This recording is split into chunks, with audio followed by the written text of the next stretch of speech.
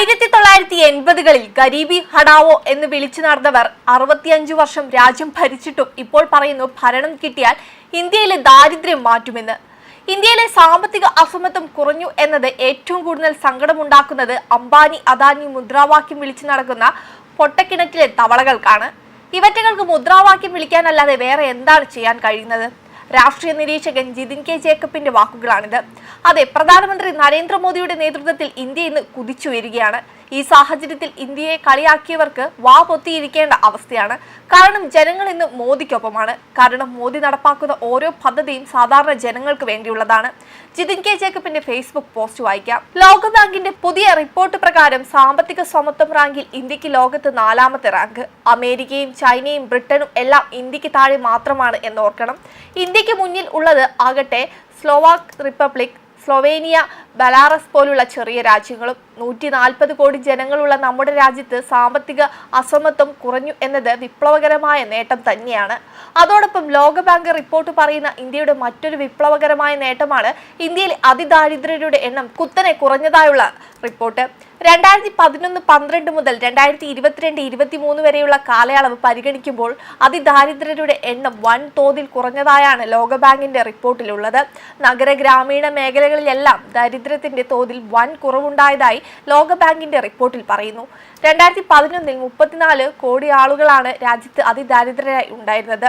2022-ൽ 7.5 കോടി ആളുകളായി ഇത് കുറഞ്ഞിട്ടുണ്ട്. ഏകദേശം 27 കോടി ആളുകൾ 11 വർഷത്തിനിടയ്ക്ക് അതിദാരിദ്ര്യത്തിൽ നിന്ന് മുക്തരായി. അതായത് 16.2% നിന്ന് 2.3% ആയി അതിദാരിദ്ര്യരുടെ എണ്ണം കുറഞ്ഞു. ഗ്രാമീണ മേഖലകളിൽ അതിദാരിദ്ര്യത്തിൻ്റെത് തോത് 18.5% നിന്ന് 2.8%ലേക്കും നഗരമേഖലകളിൽ ഇത് 10.7% നിന്ന് 1.1%ലേക്കും കുറഞ്ഞു. ഇതൊക്കെയല്ലേ യഥാർത്ഥ വിപ്ലവം?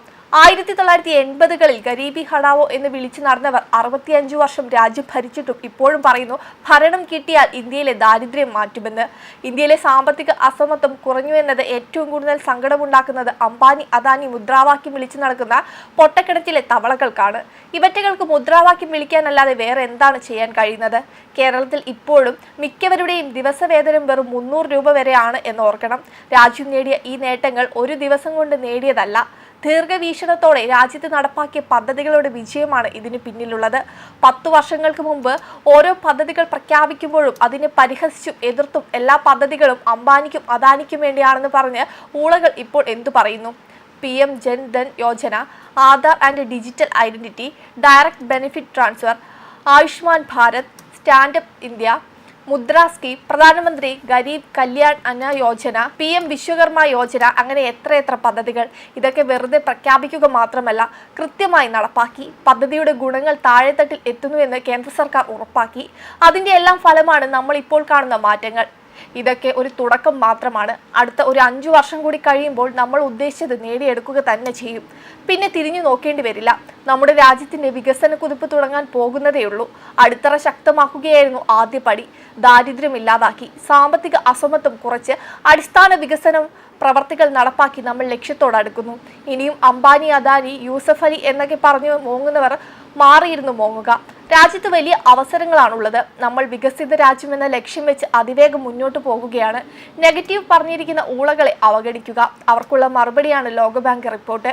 രാജ്യത്തുള്ള അവസരങ്ങൾ നന്നായി ഉപയോഗപ്പെടുത്താനാണ് നമ്മൾ ശ്രമിക്കേണ്ടത്. അങ്ങനെ ചെയ്താൽ രാജ്യത്തിന്റെ വളർച്ചയ്ക്കൊപ്പം നമുക്കും വളർച്ചയുണ്ടാകും.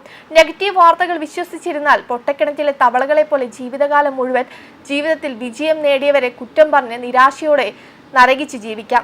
ഏത് വേണമെന്ന് നമ്മൾ തന്നെയാണ് തീരുമാനിക്കേണ്ടത് എന്ന് പറഞ്ഞാണ് അദ്ദേഹം പോസ്റ്റ് അവസാനിപ്പിക്കുന്നത്. അതെ, യഥാർത്ഥ ഇന്ത്യൻ ജനത ഇന്ത്യ വളരുന്നതിനൊപ്പം കൂടെ നിൽക്കും. വെബ് ഡെസ്ക് കർമ്മ ന്യൂസ്.